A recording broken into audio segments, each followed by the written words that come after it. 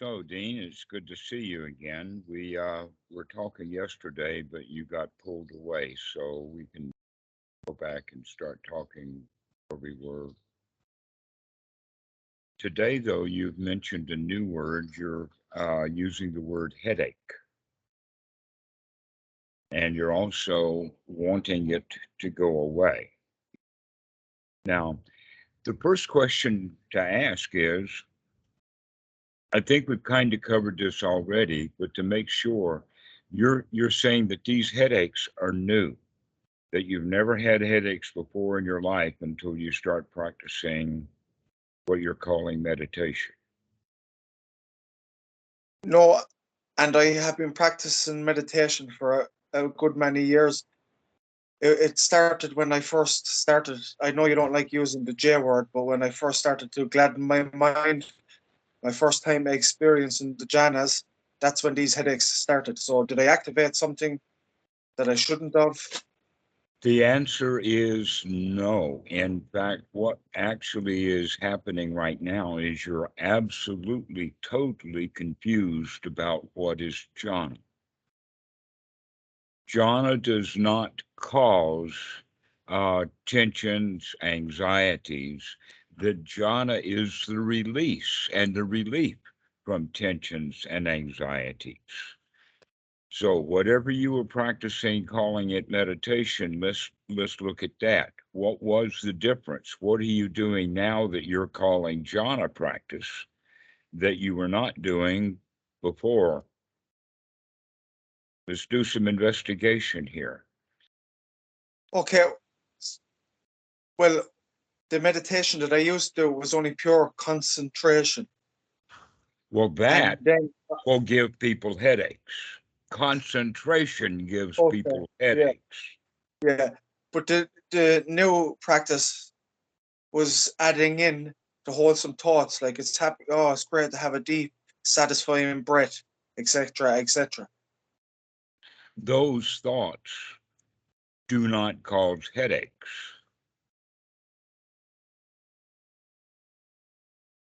Okay. Okay. That if a husband comes into the house and starts saying nice, sweet things to the wife, she's unlikely to have a headache. But if he comes in and yelling and fussing at her and telling her that she's got to do this, that, and the other thing, it's more possible for her to develop a headache, right? Okay. Do you see that? So you I can do. begin to understand for sure that having wholesome, positive thoughts do not cause headaches. Yep. Um. Something else is causing the headaches. Okay. Well, yesterday, because I'm trying to go look at every avenue. So yesterday I went and got my neck and my shoulders rubbed to like, because you mentioned it could be a stiff neck. So I'm hoping that might help. But I'm going to look at every avenue to see can I fix it. Okay. It's important to me that I fix it because I really have experienced joy for the first time ever, I think. Okay. Ah, when you say that, that's kind of a hint. You're saying that you've never had joy before. So perhaps the headache then is the punishment for having joy because you're not supposed to have joy. You've never had joy before. Not like I've done. Not, the only joy for me, Dhammarato, was excitement about going off to a party and drinking booze. Right. That was my joy. I don't think my prefrontal cortex was ever activated Okay. as a All child. right.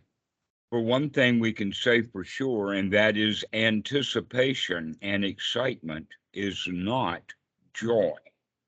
It's the expectations of getting something, Yeah. not getting it. And in fact, that's very common in Western society, that people substitute anticipation, pursuit, exhilaration, excitement, and that kind of thing. That's what our society promotes. And we're confused to think that that is the goal, or that's the fulfillment, or the excitement. Actually, you can say that the real joy comes from not running and running towards the goal and being ahead of others. That the actual joy is in the winning after the race is over. Okay. And so basically, we need to start looking at how for you to stop being impatient and just allow joy for what's already happening rather than anticipating something that will bring joy. In other words, we're looking at being comfortable and happy, contented right now. And joyful, contented happiness right now does not cause headaches, but anticipation and wanting something does often create headaches. So you're doing something more than the practice because you're adding something into it, and that possibly it's thoughts of, oh, this is too much work, or you should not be feeling this good, or things like that. I'm not really sure yet. We're still during the investigation. But one of the things that we know, and that is that you spend a lot of time in fear, anxiety, anticipation of problems. I can see the way that your eyes are darting around the room now, that you're kind of expecting something bad to happen. Well, I am in work, so I suppose I am keeping a small bit vigilant. But anyhow, yeah, yeah. Right, that's the whole point. Look at that vigilance that you have, because that vigilance that you have is anxiety, that you're expecting something to go wrong.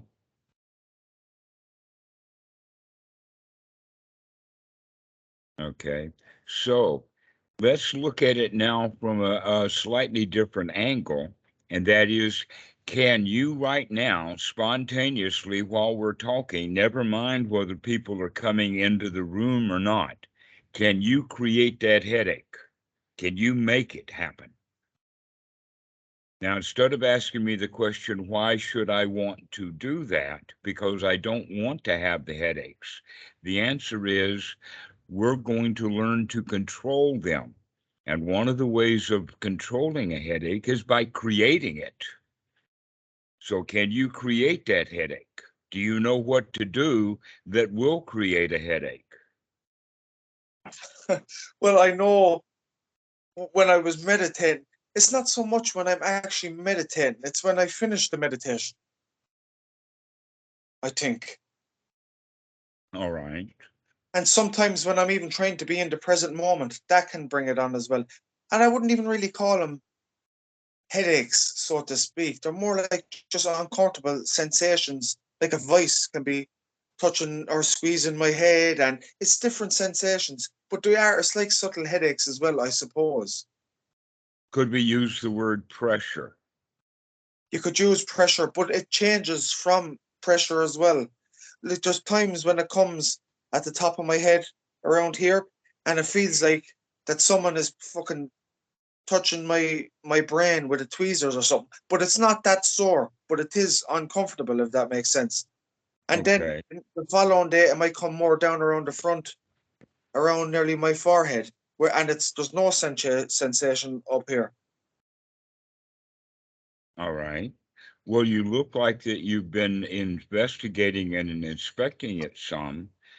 But one of the things that you're talking about, or the language that you're using, is the language of that the best thing that you can do is sort of chase it around, that it's on its own and it does what it wants to do, and you're merely the victim of it.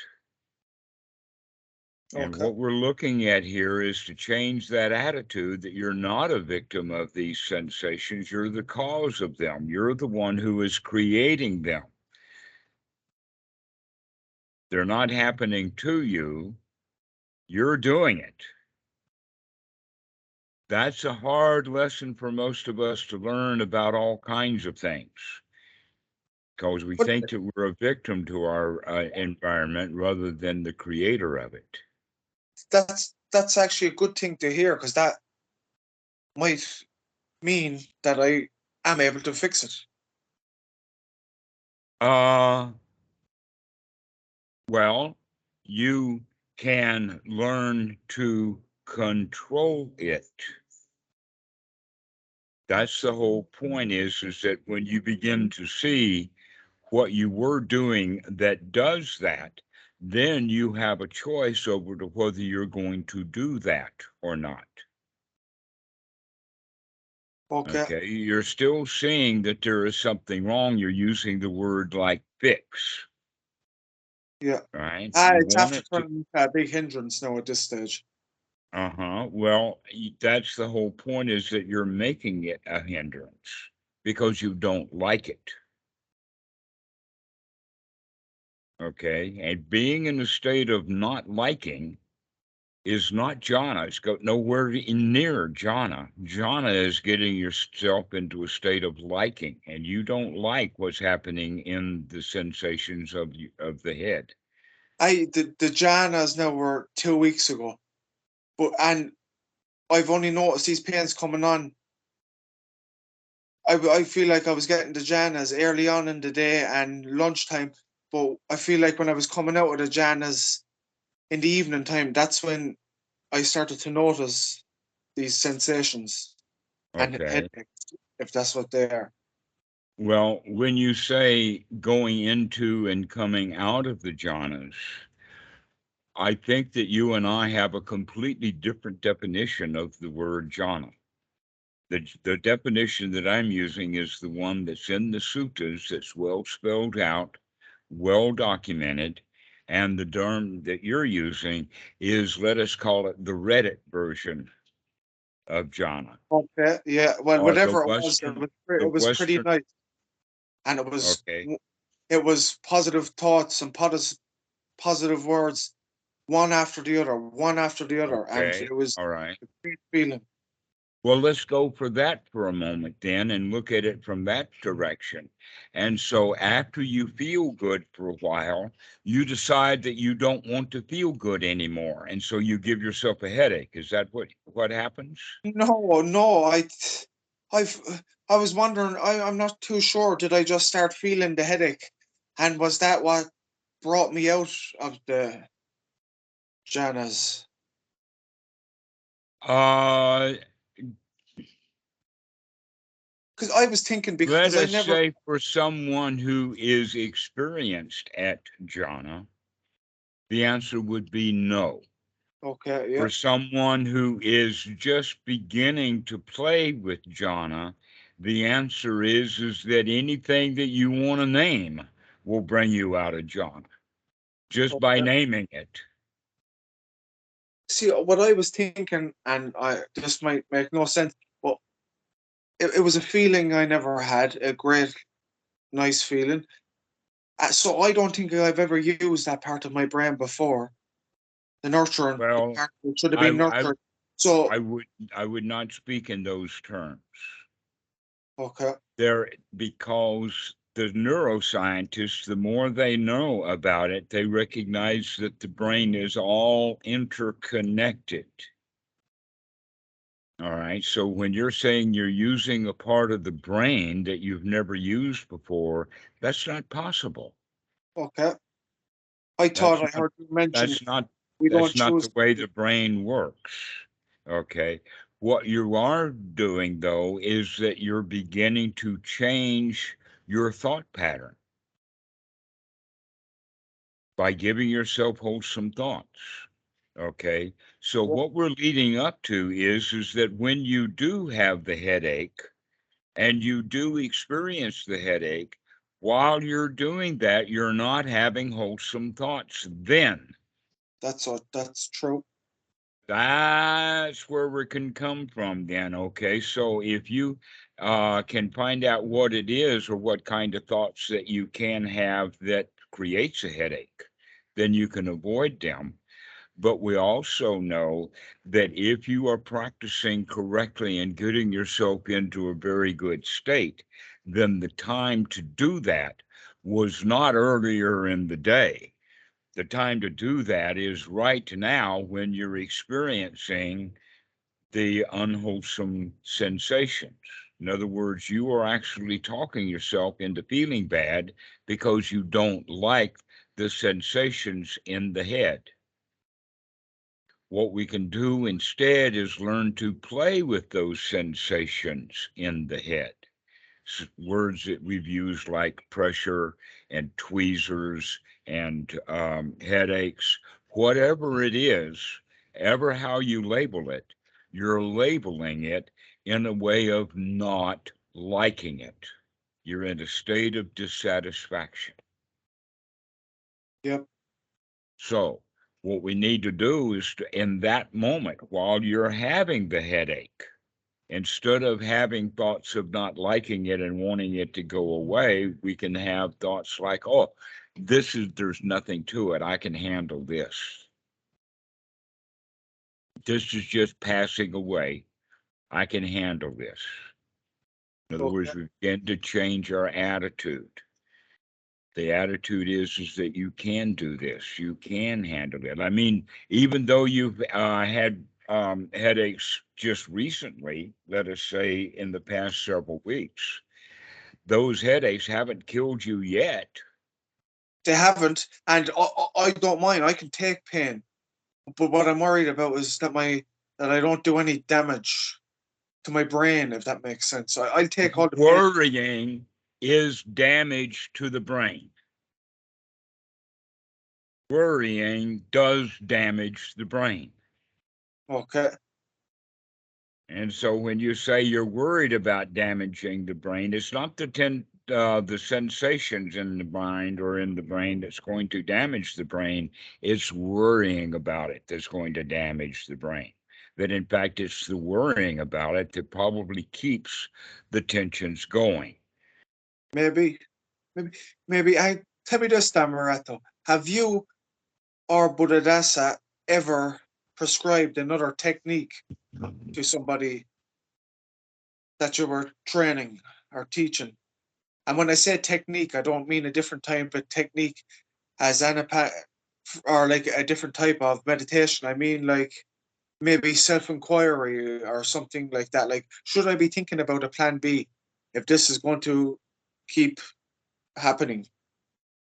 Oh, well, in that case, if happy, wholesome thoughts is the practice and you're wanting an alternate practice, I'm then the fucked. only alternate practice would be going back into having unwholesome thoughts, which is what you're already having when you're having the tension and the headaches and the pressure and the tweezers and all of that kind of stuff. Whatever is going on, you don't like it. You don't like the sensations in the head and you're worried about them. Yes, yes, 100%.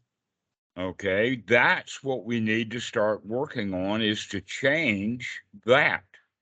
This is what would be then to start practicing at the right time. And the right time is when you need it the most. And clearly, this is the time that you need to practice. And so, when you're asking for an alternative practice, what alternative is there to wholesome thoughts? Or unwholesome thoughts. And so, no, I would not recommend that. In fact, that's what you're doing. I would recommend that you make a change And that the change that you want to make too is to begin to have wholesome thoughts about the tensions. Okay. Now, my fiance, she has no experience in meditation, but when I'm meditating, she often says to me that, Dean, your breathing is wrong. Now, she has no experience in meditation, but like, you can hear me breathing when I'm breathing.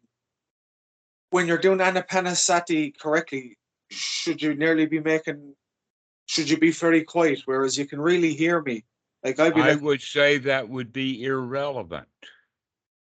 okay, so it's not got to do Okay, with my in breathing. the sense that sometimes it's a good idea to take breaths that are deep enough so that they can be heard. And so there's no problem or with that at all. Okay. And I listen to a And lot. we're not talking about the sound of the breathing anyway. We're talking about headaches and tensions and tweezers and pressure. Okay. Okay. And so if you would go back to the breathing, when you have that tension and pressure, you see, when you're having the tension and pressure, you're thinking about the tension and the pressure. You're not doing anapanasati right then, Okay. are you?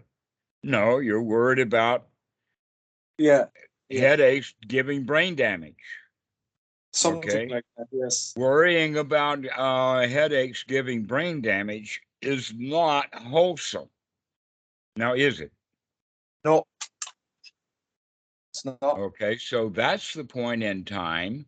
See, one of the things that you're making a mistake on is understanding, let us say, the distinction between formal and informal practice.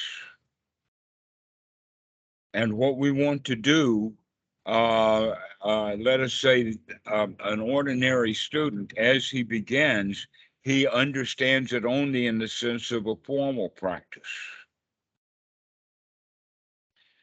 But if he is gaining good results, then he's going to start living his life and start doing out in the world or in this present moment or wherever he is or whatever he's doing, he's going to start doing what he was doing correctly in the formal practice, and he's going to be doing it more or less spontaneously. This would then be called an informal practice, and that's what you need to start addressing. A lot of people think the only meditation that there is a formal practice. And the answer to that is no, the formal practice is to get you ready for the informal practice. Another way of talking about it is like with music, that a beginner has to practice music, but when he gets ready, he goes out on stage and performs at a recital or spontaneously, or he goes busking or something like that, to where he's actually playing in public. But what he's doing is he's using the benefits of all the practice that he had when he was in private. Okay. So this is how we have to look at it. It's not that during the day I was feeling really good because I was formally practicing and gotten some benefits. That's not the question. The question is later, when you're having head tensions, you're having thoughts about head tensions, you're worried, you don't like it, you're thinking that you're going to do some damage. And that's the point in time when you need to do anapanasati. Yeah. Well, the times I was getting some sex stammer or some success, I was a lot of my practice wasn't just formal, or it wasn't. Yeah, I was practicing throughout my day as well. When I was cooking, when I was walking, when I was driving the car, I was practicing all the time. A better way of talking about it is when you remembered. Yeah, okay. Yep. Yep. Practice when you remember. So now, when your head is hurting, or when you have sensations or tweezers or a headache or pressure, you forget to practice right then and there. when in Okay. fact Yep. that's the time to remember to practice, because that's the time that you need it. You may not need it so much when you're driving or when you're in a taxi or when this, that, and the other things that have happened, because it's easy to remember it then. What we want to do is develop the skill so that we can remember to practice when we need it the most. Okay. And But this what is a would you time when say you really need to practice and you're not practicing.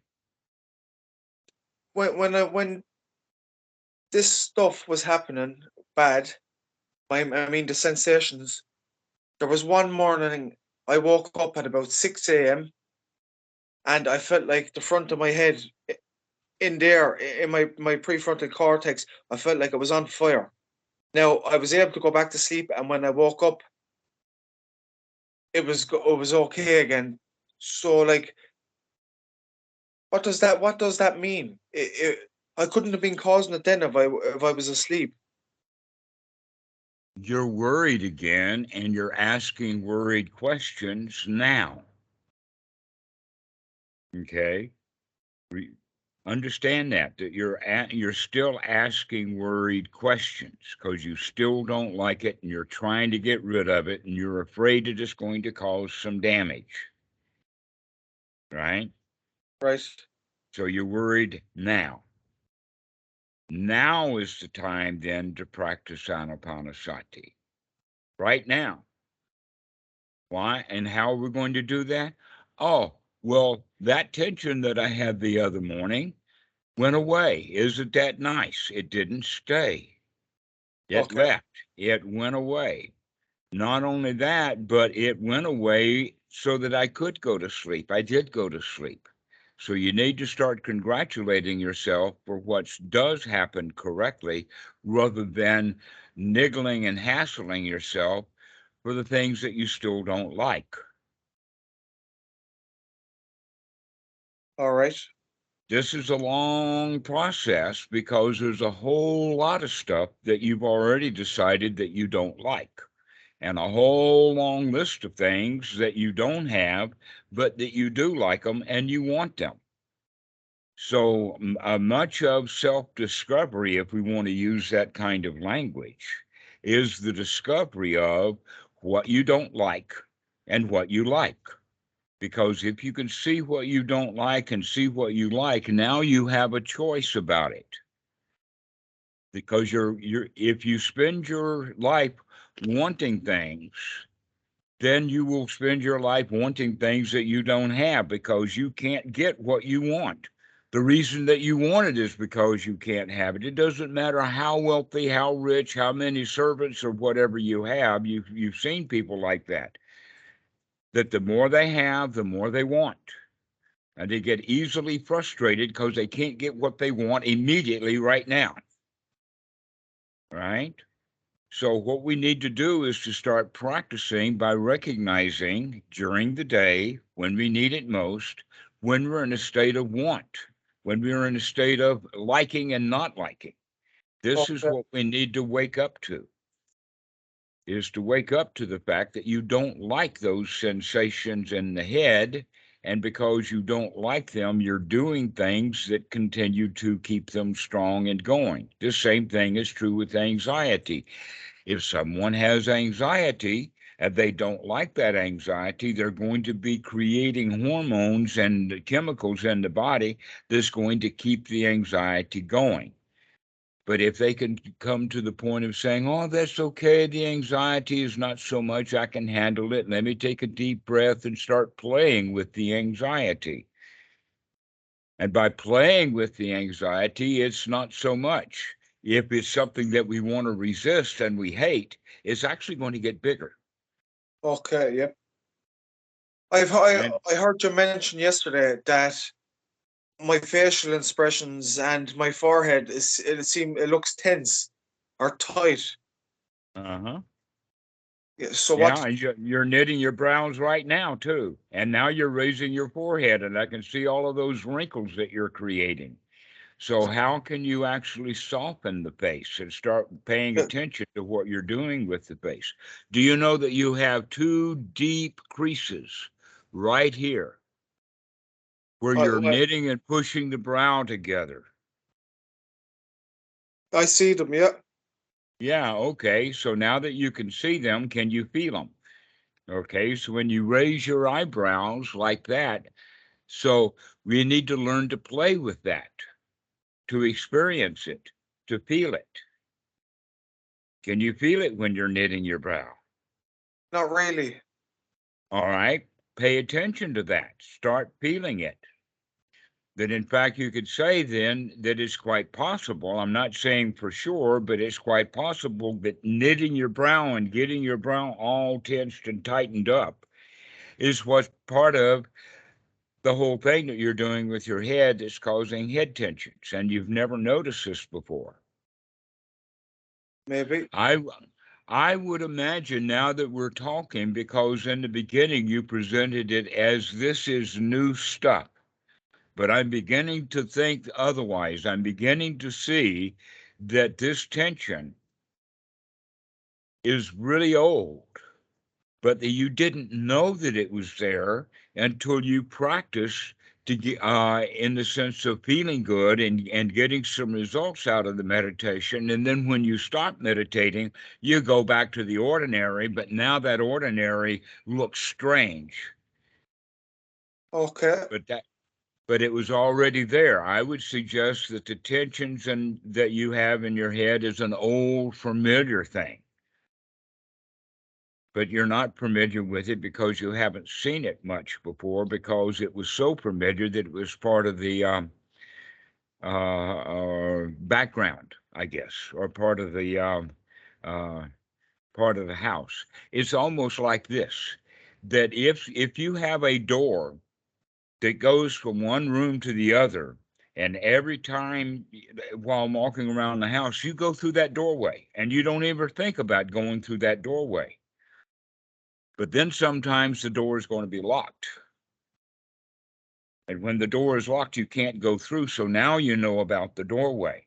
So now you'll be paying more attention to the fact that you've moved from one state to the other. Okay, Okay. so that may be what's happening is that you've just moved into a new room of peace, contentment, and happiness. And now when you go back to your ordinary state, you don't like it a bit. And you're using all kinds of language to describe the fact that you don't like it, what it was like.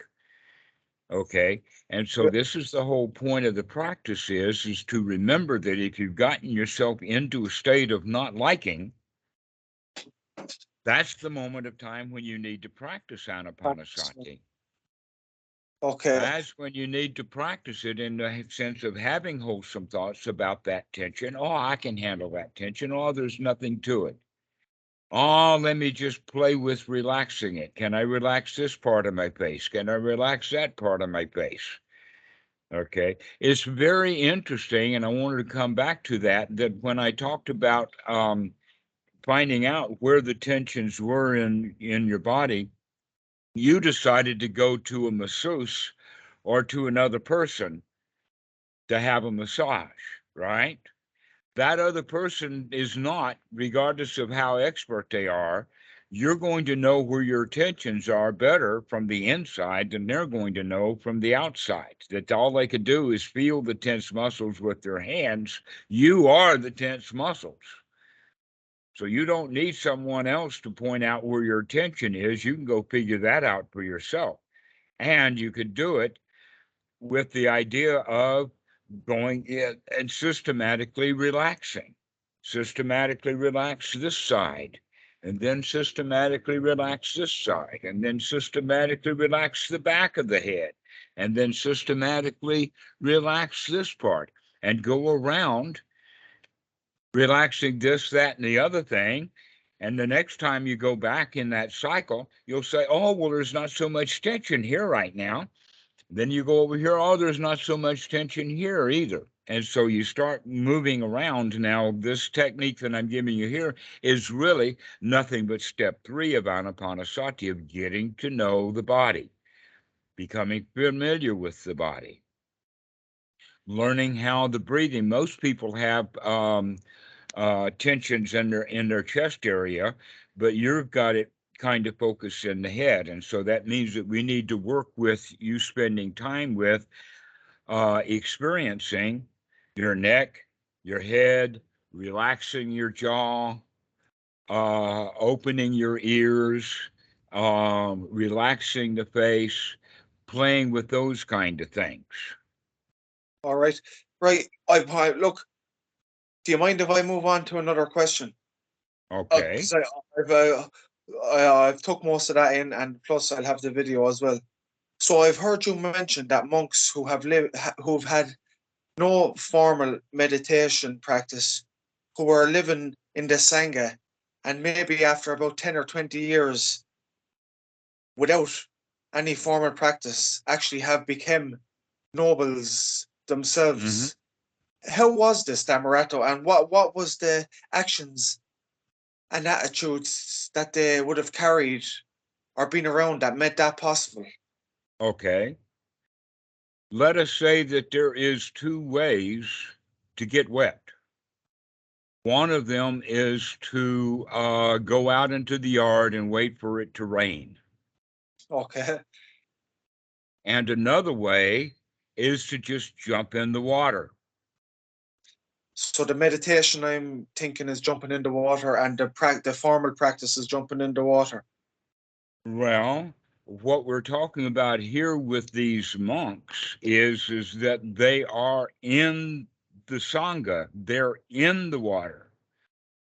Where Western meditators, they go off on their own without any guidance or anything, just kind of hoping that it'll rain on them. That's Western Buddhism for you. Okay, to where if you are One quick second, around, you're, go ahead. I just someone coming in there now. Sorry about that. You don't have to tell me. Don't worry about it. You pay attention to me and we'll finish.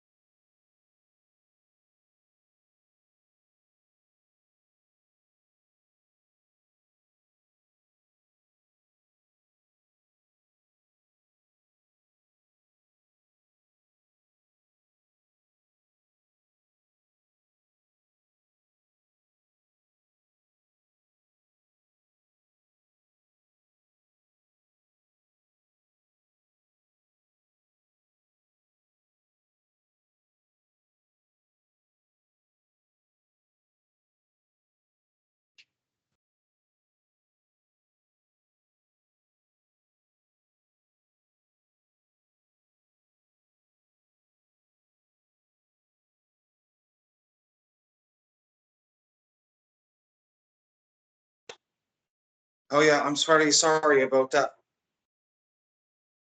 I can wait.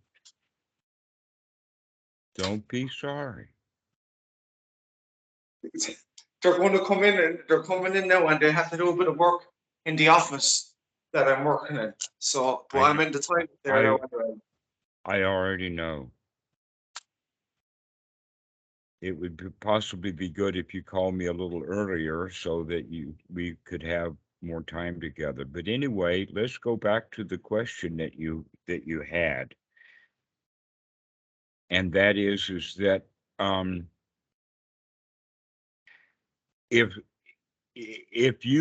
if someone lives with a den of thieves, he starts thinking like a thief. If you live in a town in the southern United States full of racist Republicans, then you'll start thinking like a racist Republican. You actually begin to think about and act like the people who are around you. This is instinctual. We are society animals, but we do have intelligence enough that we can choose who we're going to associate with. And if you're associating with wholesome people, if you're associating with honorable, noble people, and everything you hear from those folks, which is all you ever hear, because that's who you're associating with, is wholesome things, then you will begin to have more wholesome thoughts yourself. That's just a natural process. And is it possible for somebody to do that who is not living in the Sangha? No, No. no. Okay. There you're going to have to either find a Sangha to join or to hoof it on your own, knowing that all the input that you get from everyone around you is suspect, suspicious, and probably unwholesome. Okay. And so you're going to have to deal with a lot of unwholesome input in your life. The question is, do you have the skills developed to remember to practice correctly when you're having to deal with unwholesome things? The answer is right now, no, you can't, because you can't deal with a sensation in your own skull in a wholesome way. So if the cops come in and want to handcuff you, you probably won't handle that in a wholesome way either.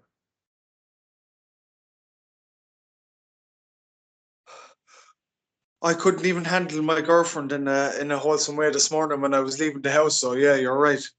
Okay, so that's the whole point about living in a Sangha, is when everybody around you is acting in a wholesome way and having wholesome thoughts, and that's all you hear, that's going to have a major influence on you.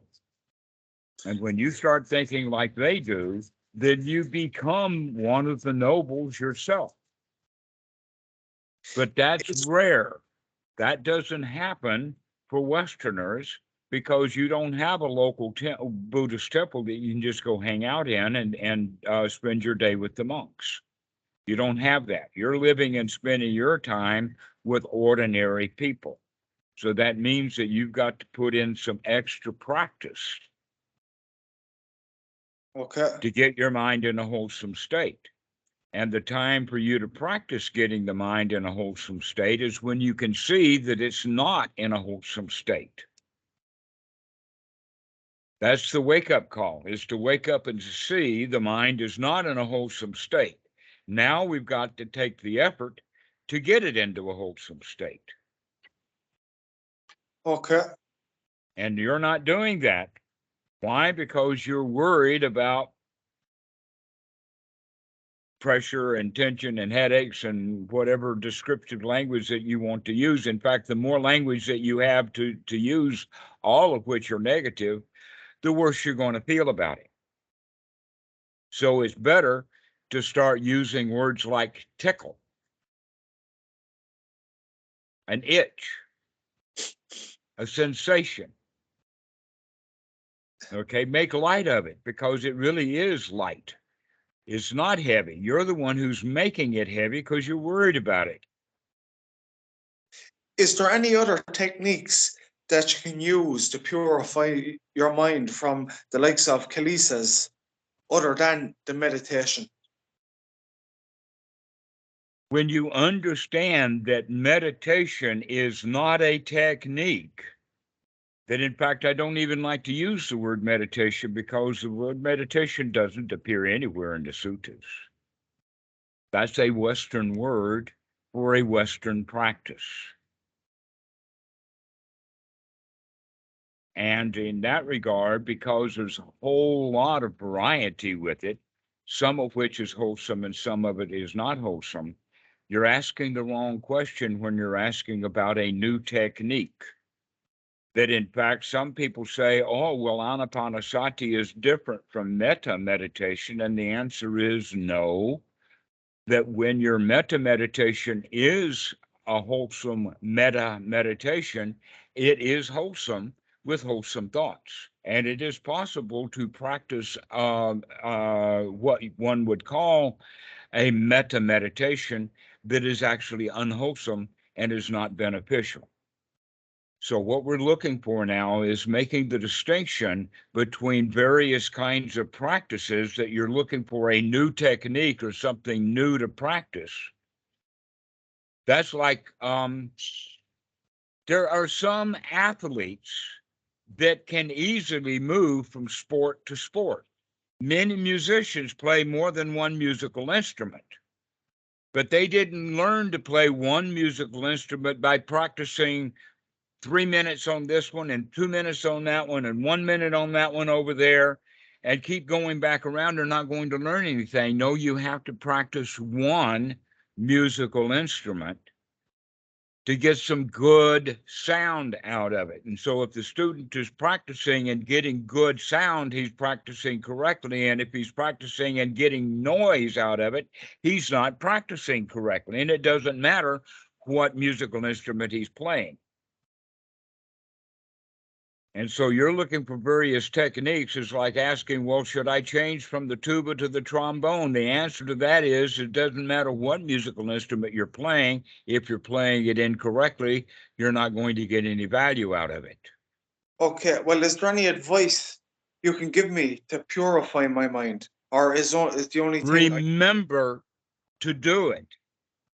That's the whole point. Yes, that's the teaching. Sati has to be practiced so that you remember to remember when you need to remember.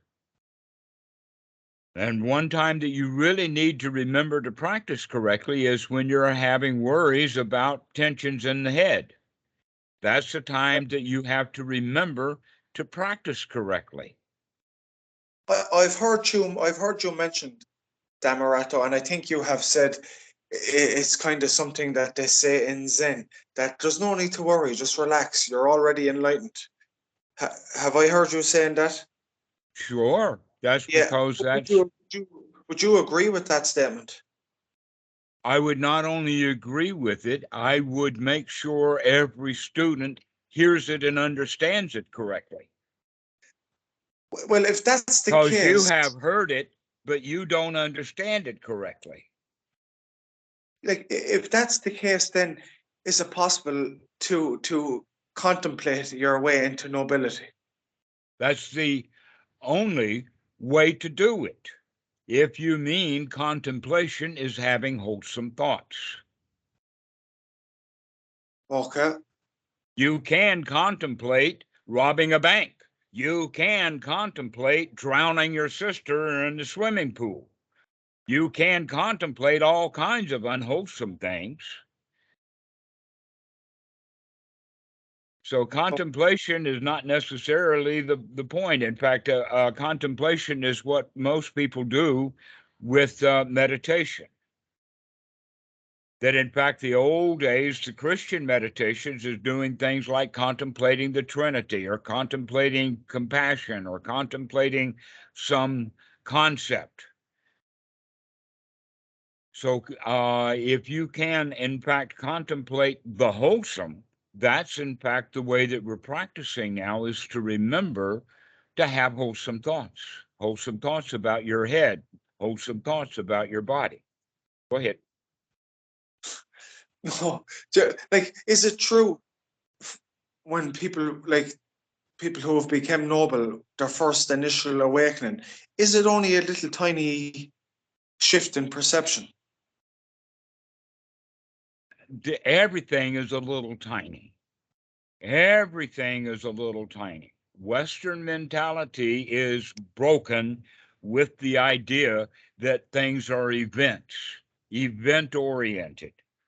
Events like elections and voting, events like graduation ceremonies, events like marriage ceremonies, and things like this.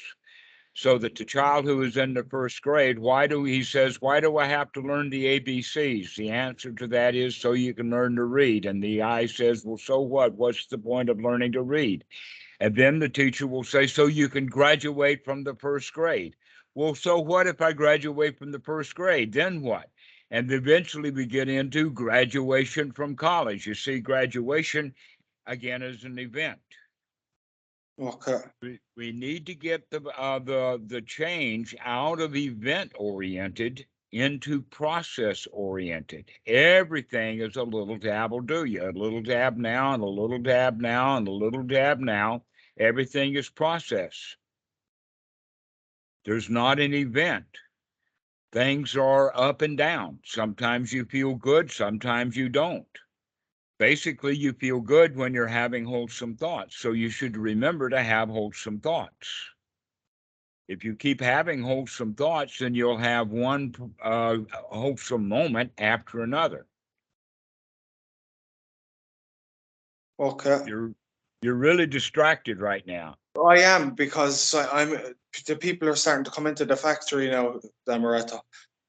So But they're not coming to talk to you. So why are you watching them?